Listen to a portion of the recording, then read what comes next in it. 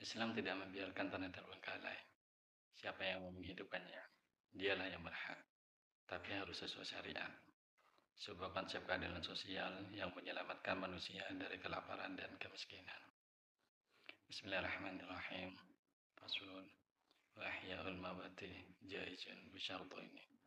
Pasal menghidupkan tanah mati atau tanah yang tidak bertuan diperbolehkan dengan dua syarat. Ayyakun muhyi muslimah. Yang pertama, orang yang menghidupkannya adalah seorang muslim.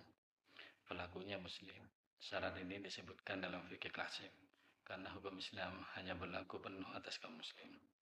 Contohnya, seorang muslim menemukan tanah kosong di pinggir desa yang belum dimiliki siapapun. Lalu ia garap untuk ladang.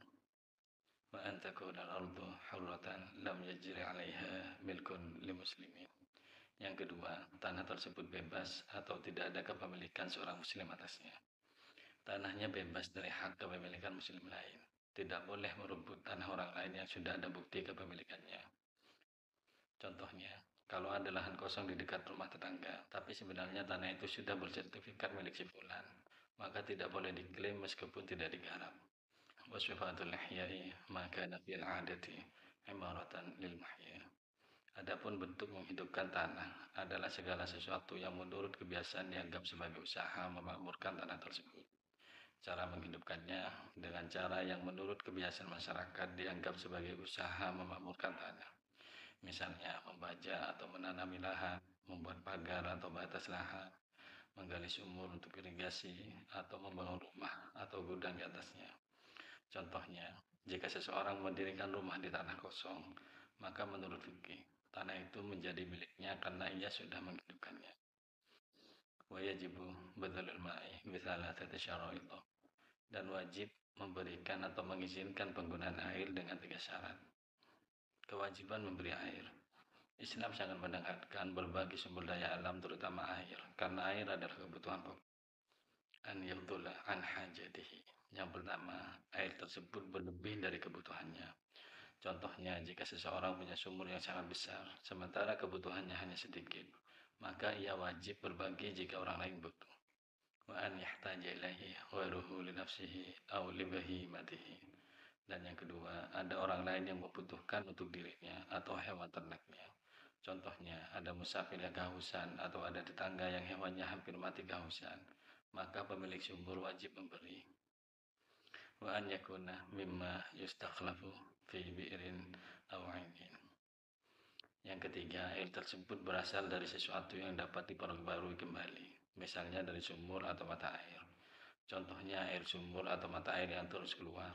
Berbeda jika air itu hanya air dalam wadah pribadi, misalnya dalam kendi atau tangki, maka pemilik tidak wajib memberikannya kecuali bersedekah. Kesimpulannya, Islam memperbolehkan siapa saja memanfaatkan tanah kosong yang tidak bertuan asalkan benar-benar digarap dan dihidupkan. Tidak boleh mengambil tanah yang sudah ada hak kepemilikan orang lain meskipun dibiarkan terlantar.